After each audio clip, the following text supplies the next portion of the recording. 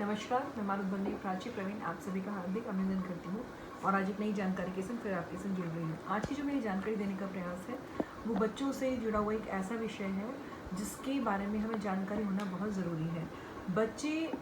चूँकि जो है भगवान का रूप होते हैं, अब भगवान को जिस तरह से हर तरह से प्रसन्न किया जाता है उस तरह हर माता पिता की ये चेष्टा रहती है कि वो अपने बच्चों को हर तरीके से प्रसन्न रखें। प्रसन्न रखने का एक माध्यम होता है बच्चों को खिलौने दिलवाना। तो आज जो मैं आपको जानकारी दूंगी वो इसी विषय पर दूंगी कि हम जो बच्चों को खिलौने दिलाते हैं वो जाने अनजाने में कई बार हम गलत चीज़ दिला देते हैं, जिससे ना केवल उनके नवग्रह अशांत हो जाते हैं बल्कि देवी देवता भी रुष्ट हो जाते हैं। तो एक समय प्रचलन था जिस समय लिमिटेड खिलौने होते थे और एक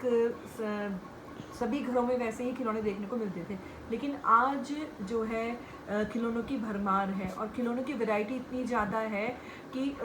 जिसके कारण हम कई बार गलत खिलौनों का चयन भी कर लेते हैं। जैसे कि अगर हम अपने बच्चों को घोड़ा खेलने के लिए देते हैं तो घोड़े को अगर आप अपने घर के मंदिर में रखते हैं तो ये एक शुभ माना जाता है, क्योंकि घोड़ा जो है भगवान सूर्य का प्रतीक है। कहते हैं कि भगवान सूर्य की सवारी घोड़ा है। अगर घोड़ा आप अपने घर के मंदिर में रखते हैं तो इससे क्या होता है कि आपके जीवन को गति मिलती है और आपके जीवन का हर कार्य गतिशील होता है। परंतु वही घोड़ा जब आप बच्चे को खिलौने के रूप में देते हैं और उसे बच्चा पटकता है, उसे तोड़ता है, मरोड़ता है, कई बार बच्चे उस पर शूशु पाटी भी कर देते हैं, उसको अशुद्ध कर देता है, तो इस तरह से हम अपने सूर्य को खराब करते हैं और इसके साथ ही बच्चे के सूर्य पर उसका प्रभाव पड़ता है। और इसके अलावा अगर हम अपने बच्चे को खिलौने के रूप में सर्प खेलने के देते हैं, सांप खेलने के देते हैं, तो सांप क्या होता है, सांप जो है राहु का प्रतीक माना जाता है। तो जब बच्चा सांप के संग खेलता है तो निश्चित रूप से जो राहु की नेगेटिविटी जो होती है वो कुंद होकर राहु उस बच्चे पे प्रभाव डालता है, परिवार पे प्रभाव डालता है।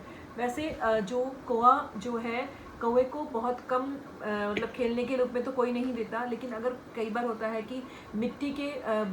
कौवे बने होते हैं उन्हें भी लोग शोपीस के रूप में सजा लेते हैं या बच्चों को खेलने के लिए दे देते हैं, तो ये शनि का प्रतीक माना जाता है। इसका जो है सीधा प्रभाव ये पड़ता है कि आप जो है शनि को घर में लाकर पूज रहे हैं, तो वो भी बच्चों के लिए हानिकारक है, परिवार के लिए हानिकारक है। मोर अगर आप बच्चों को खेलने के लिए एक टॉयज़ के रूप में देते हैं तो ये भी भगवान कार्तिकेय को नाराज़ करने वाली एक बात है। और कार्तिकेय जो होते हैं वो देवताओं के सेनापति हैं और उनके अंदर जो है मंगल ग्रह की शांति के लिए कार्तिकेय की जी पूजा की जाती है। अगर आप बच्चे को मोर खेलने के लिए देते हैं तो निश्चित रूप से आप कार्तिकेय के कोप के भागी बनते हैं और इससे जो है बच्चे का मंगल खराब होता है और बच्चे के अंदर जो है एक तरह से शारीरिक क्षीणता आती है और उसके स्वभाव बहुत अधिक उग्र हो जाता है। अगर आप कुत्ते को सॉफ्ट टॉयज़ के रूप में देते हैं या कुत्ते को हम कई बार कुत्ता जो होता है वो बैटरी के कुत्ते बच्चों को खेलने के लिए देते हैं और बच्चे बहुत उससे खुश होते हैं, ये एक प्राचीन काल से चला आ रहा खिलौना है जिसमें कुत्ते को दिया जाता रहा है। लेकिन अगर कुत्ते को हम देते हैं तो निश्चित रूप से जो है उस बच्चे का केतु प्रभावित होता है, तो इस खिलौने को देने से भी बचना चाहिए। अगर आप हंस को एक खिलौने के रूप में आप बच्चे को देते हैं और वो उसे तोड़ता मरोड़ता है तो इससे उस बच्चे के बृहस्पति पर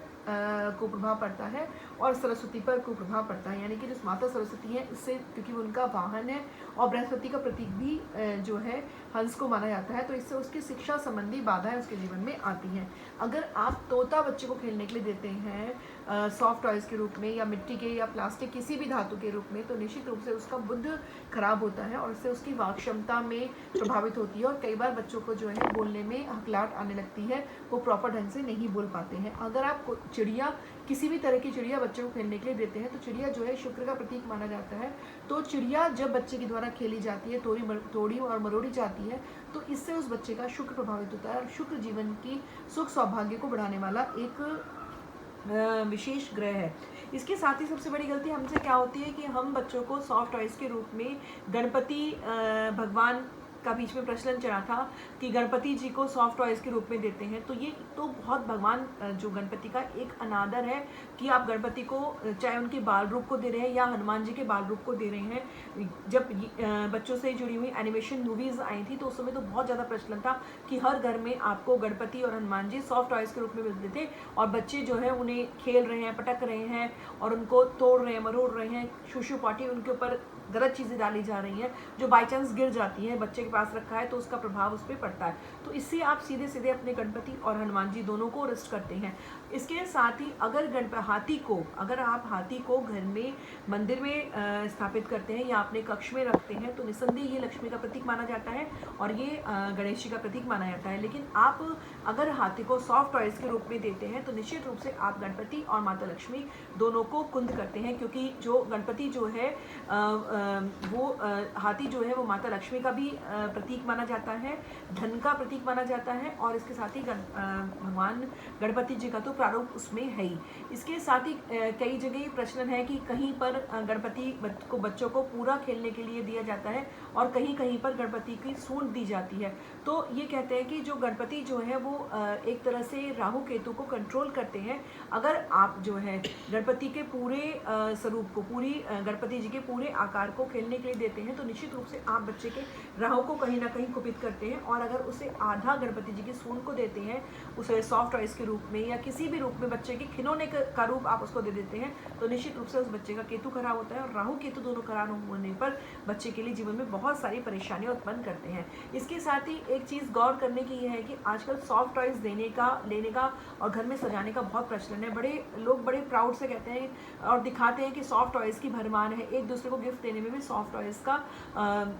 मतलब एक मेन अट्रैक्शन माना जाता है कि सॉफ्ट टॉयज बड़े से बड़े आकार के दिए जाते हैं। तो जब से ये सॉफ्ट टॉयज का प्रचलन जब से शुरू हुआ है तब से एक चीज़ देखी गई है कि जब हम जानवरों के, भालू के और तरह तरह के जानवरों के या किसी भी आकार के सॉफ्ट टॉयज घर में रखते हैं तो इससे जो उस घर के लोग होते हैं उनमें अलगाव की स्थिति पैदा होती है, पति पत्नी के रिलेशंस में दरार आती है, बीमारियां पैदा होती हैं। तो सॉफ्ट टॉयज के प्रयोग को मैं ये नहीं कहती कि आप ना रखें, शोपीस के रूप में अगर आप नॉर्मल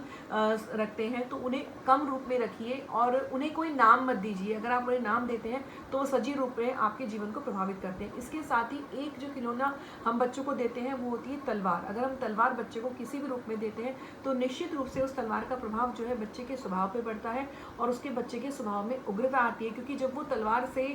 खेलता है तो निश्चित रूप से उसे पता है कि तलवार के मारने से दूसरा घायल होता है। तो कहीं ना कहीं उसके जो अवचेतन मन जो होता है उसमें कहीं ना कहीं एक हिंसा पैदा होती है। तो आप जो है इस तरह की चीज़ें देने से बच्चे को बचें। और जब भी कोई खिलौना आप बच्चे को दें तो उससे पहले ये जरूर देखें कि कहीं कोई गलती तो नहीं कर रहे, हमारे द्वारा नवग्रह की या किसी भगवान का अपमान तो नहीं हो रहा, या किसी भगवान के प्रतिरूप को हम खिलौने के रूप में बच्चे को खेलने के लिए उसका अनादर करने के लिए तो नहीं दे रहे। तो